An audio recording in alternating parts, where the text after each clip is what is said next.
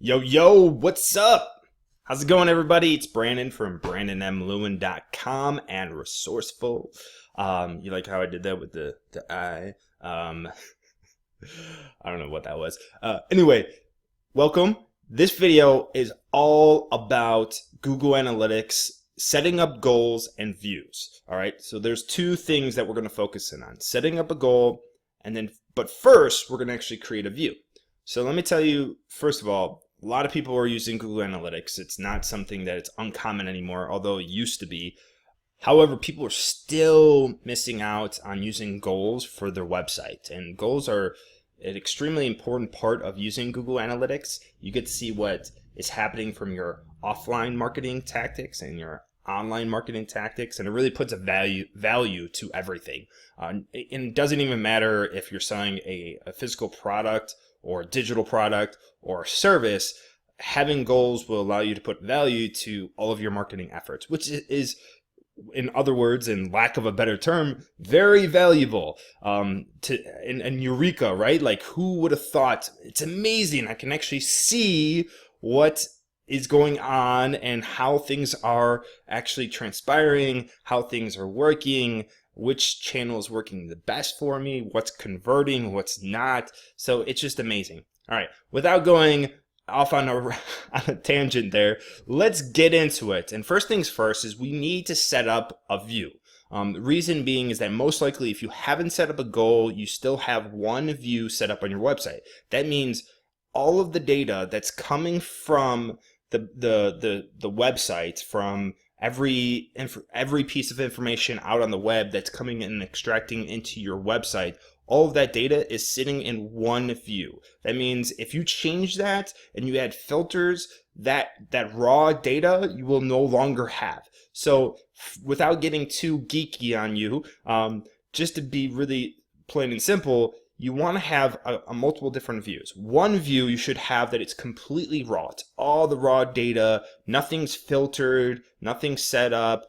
Just keep it as raw as possible, because if anything ever happens to your website and you need to go back to that data, you will have that available to you. Now, the second view you're going to want to set up is that one that you can add filters and put the goals on, and you can use all that information. I'll talk about filters in another video, but let's focus on this one right now. So to set up a view, we're going to go into, and you might be on this screen, you want to make sure you're in under your website, whatever you label it. I'm under my account, which has my website BML for BrandonMLewin.com. And then I have, you will most likely see the all website data. That is your default view. To set up a new view, we go up to admin up here on the top, and we click on admin, and we're gonna make sure that we're under account, the right property, and then we're gonna go under view. When you click on view, and as long as you have the proper settings and you own this account, sometimes people who might be watching this, you might be under another person's account, and if you hit view and you're not able to create a new one here, then you most likely don't have the right settings or right level of security to be able to go into this and create a new view. So if that's the case, you want to ask the person who owns the account to grant you access to it. All right, so we click on create new view. That was stuck in my head. Create new view, and then we want to label it. I always start off and just default it into master view. So that's the one that I have already created, but that's the one you're going to want to create, or you can name it whatever you want, but I always say master view. You can put master, make sure you put in the right time zone wherever you might be in the world, and then you create view. And when you do that, and as you can see, I have 3 views, and you have a maximum of 25 available.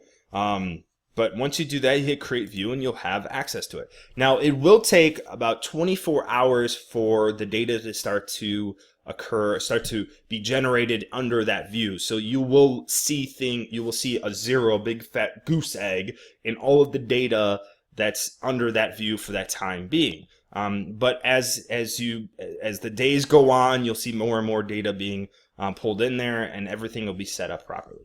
All right, so now that you have that set up, you can just go back into the admin section. And we want to go under that view, the master view that we've created, and we want to create a goal. So we click on goals here, and you'll see that I have a number of goals set up. You only have 20 goals that you can actually create under one view. And so you can change those goals whenever you want. However, whenever you change it, that date, anything in the past will always be that original goal, and anything in the future will be that new goal. So just to keep that in mind, we'll talk about that, how to set that up. You'll want to make sure you put an annotation in your analytics to make sure you are aware, and you can go back and say, all right, on this date, I changed the goal number 7 to this, and then you'll be able to know what you did and not have to sit there and contemplate what exactly happened, what's the data, why does it look different. Anyway, all right, so creating a goal. First of all, let's talk about the type of goals you can create. Google, let's click on the red part here, the red button says new goal, and you'll see you'll take into the setup area, and they have templates laid out for you. So Google says, all right, these are some of our most popular goals that people can set up and use for different purposes on their website. Just to think about that from a strategic standpoint, though, first and foremost, is that your website, every website, has a goal to it, and it should. And if it doesn't, then you need to go back to the drawing board before you dive in any further in this video. But make sure you have a goal, and that goal could be a number of different things. And every website's a little bit different, but typically they fall into 3 main buckets. First one is a B2B lead generation type website. You're just sitting there and you're trying to create leads. There's no actual physical products or digital products or anything that you're selling online. It's just you're going after a lead. You're getting people to contact you, submit a form, sign up for a newsletter, and that's how you generate a lead. The second bucket, I'm jumping ahead of myself, second bucket is an e-commerce website. So something that actually sells a product, whether it's digital or physical or both or all of the above. Well, that's the same thing. But you have products that you're actually selling. And that is an e-commerce website. That is things that people are purchasing things from your website. Now, the third website is a blog, informational publication type website. So you're basically creating content, driving people to your website, and you're able to actually monetize your blog, your content focused website, but you're not necessarily selling a product and you're not generating leads. You're just driving traffic to your website. So there you have it. Those are the 3 different categories of websites that are really out there. That most of them are some sort of combination of the 3, whether it's website number 1 with a lead and also e-commerce, or it's lead and the content and driving traffic, or it's the e-commerce and driving traffic, or it could be a combination of all 3. It just depends on what your business is. But those are the 3 main categories. Now, with that said, depending on which one it is, if your main goal is to sell products, then you're going to have a big goal of selling more, selling products. And a number can be associated with your websites, with your goals. Now, if you're generating leads, you're generating contact forms, you're getting people to sign up for newsletters. That's going to be your main goal right there. For the content, it's driving traffic, getting people there, and then having them stay there too, because the more time they spend on there, the better it is for you. And especially if you're looking to monetize your website, you're able then to, the longer they stay on there, the more ads, and more likely they'll click on an ad from there. So with all that said, then so we have the micro goals. Then you have the macro goals, which are the ones that we talked about. Then you have the micro goals. And the micro goals are things like signing up for a newsletter, downloading an ebook, clicking on a certain button, watching a video, could be spending a certain amount of time on a website. There's a number of, joining social media platforms. There's a number of different goals that you could have, are micro goals. And those little goals add up to your macro goals. So it could also be something like, write a certain blog, or spend time on a product page, or spend time on a service page. Those are things that are triggers that can definitely lead up to that macro goal. So with that all said, we want to start to establish those goals inside our Google Analytics, and that'll be able to allow us to track things like if we're doing Facebook advertisements, or we're doing SEO, or if we have partnerships, or we're doing guest blogging, or if we put ourselves on directories, or if we're doing webinars, whatever it is, or if we're doing offline tactics as well. How are people coming to the website, and then how are those people taking action when they're getting there? What are they actually doing? Are they converting? How are they converting? And we'll be able to extract all that information by setting up these goals. So with that said, we're going to look in this section with goals set up. And what I do recommend is that if you don't have this set up right now, it shouldn't really take you very long, because if you have a website already created, you should really have a good idea of what you're looking to accomplish and what those macro micro goals are. So before you move on, stop, take about 5 minutes and just jot down what your macro goal is. Maybe you can have multiple ones too if you want to. It doesn't mean you have to have just one, but is it to sell more products? Is it to sell more of a certain product? Write that down, and then write down 3 to 5 micro goals, small goals that help lead up to that macro goal. Now that you have all that set up, what we're going to do is we're going to come to the page and we're going to get this created. And as you can see, there's things like reservations on here, make an appointment, make a payment, become a partner, create account, view more, contact us, get an estimate, see available. So the list goes on. You can even have media play, which is an engagement. So if any of those pop out to you right off the bat, you can click them. And what this is going to do is Google's going to guide you in the right direction to set up this goal. If, and I say this with a big if you don't feel like you're comfortable with one of these different sections, that's fine. What I always do and what I recommend is to create a custom one. And I'll show you what I mean by that. So when we hit custom, it's really easy. It's going to be basically the same thing you did over there. You're just going to more so manually set everything up. So we're going to pick a name for this. I'm going to call this resourceful landing resourceful B. So I have a product. You should definitely go check it out. It's called Resourceful. It's all about saving time and helping business owners and entrepreneurs reach their dreams by delivering amazing content from all over, from the Gary Vaynerchuks, the Amy Porterfields, the Mazes, the Kissmetrics, the CoSchedules, the millions of blogs and places out there that are providing really good content. But it's so time consuming for an entrepreneur, a solopreneur, a business owner to take and research all that stuff. So I've created one central place, and I'm doing all the work for you and them to get that information and be able to understand if it's good for them right now or if it's something they should come back to later. Anyway, go check it out. You should definitely do that. But I created a page, and I have multiple different landing pages for different content, for different marketing tactics that I have set up. Also for different audiences too, because the key to all this is to be as personable and as focused on what you're giving to people as possible.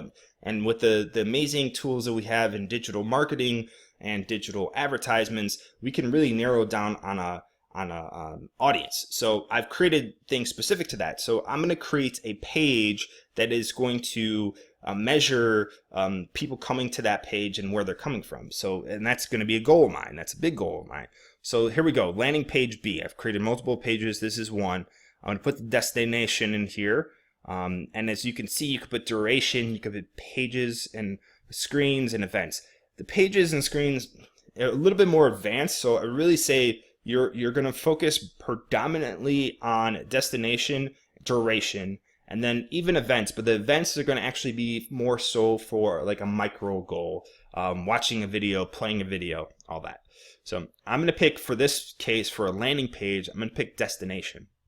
I'm going to hit continue, and then I'm going to hit equals, and this is where you have to put in the URI. The URI is the rest of the address after the URL. So the URL is www.brandonmlewin.com. The URI is /resourceful-b/. So that's what I'm going to put in here. And then I'm going to put a value on here, and the value to me is going to be about, I'm going to call this $5. Now, because I'm not selling anything on this page per se, it is a digital product, but the first cost, the cost of all this is $4.99 a month. Okay, so the yearly potential cost could be, you know, is upwards in the $60 range.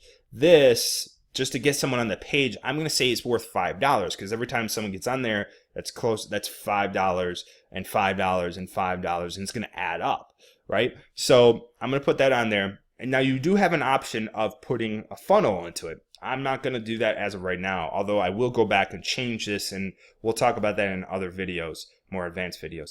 So once you have that URL or URI set up, I do recommend setting up a value if you're not selling a product. So let's say you're doing something similar. You have a landing page like I do, and it does add to a product, or it's a lead. You got to crunch the numbers. Say, all right, what is someone visiting this page mean from a value standpoint to my sales?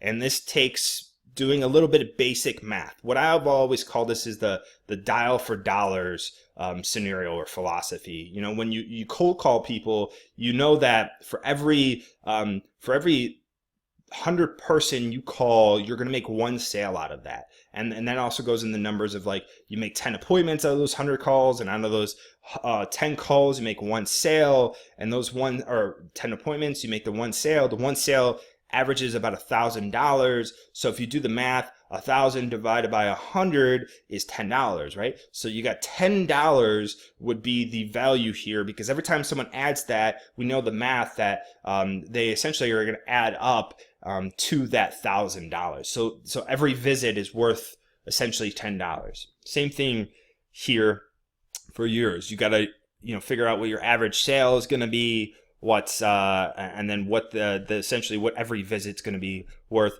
You also have to have the numbers of how they convert. They converting at a 10% rate, a 1% rate, a 2% rate. So if this is new, you're going to have to take a guess until you get to that number. Then you can really narrow it down.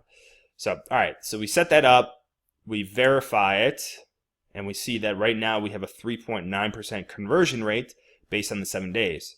So that means that 3.9% of the traffic is currently, within the 7 days, is currently going to this page. So we know it's working how we set it up.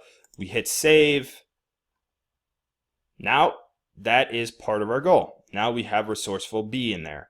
You can see that Resourceful, the general landing page, is in there. And then what I also did is I put RF checkout as another goal. The RF checkout is essentially the page after someone clicks on the call to action button on the landing page, they go to the checkout page.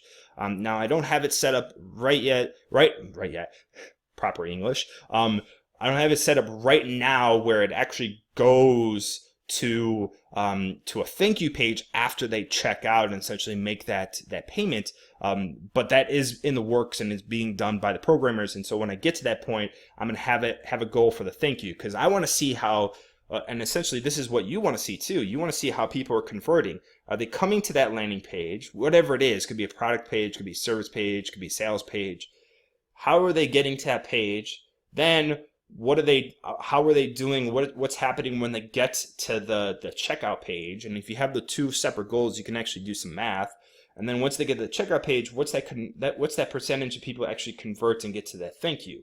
So you can do the math, you can have it set up, and make sure you have those different sets or different pages set up in your website, and you'll be able to track that. But there you go. I mean, essentially, that's how you set up a destination page. Now, let's just real quickly go in here, and I'll show you how to set up a duration. So if you want to see how long people are spending on your website, that's more so if you have a lot of content and they're reading, and you want to see if they're converting in any way, what they're doing, and how people are interacting with your website. So you can label this whatever you want to say. Typically, I label it like 5+ minutes, whatever time length you want to measure. So 5+ minutes. I go duration. We hit continue. We do greater than, or you can do less. Well, it's only greater than. So you set in the minutes. I'm going to put in 5 minutes. Again, I can put a value to this. I can hit verify. I can see that 18.18% of my traffic in the last 7 days have spent over 5 minutes on it. To me, that's a good sign. I hit save. That goal is created. I already have that goal set up, so I'm not going to do that. And there you go. Or I did, and I no longer have that. Anyway, so there you have it. That's how you set up a goal. That's how you set up a view. I'm going to have more videos on other aspects of setting up Google Analytics, making sure you have everything set up properly. If you have any questions, leave it in the comment box. If you like this video on this post, please go ahead and share with everybody. And definitely go check out Resourceful. www.brandonmlewin.com/resourceful with 2 L's. And as you can tell, resourceful, because I'm resourceful. But I can guarantee you're going to be very happy with everything you see in there. Go check it out. Let me know if you have any questions on this, and I'll see you guys in the next video. All right, peace.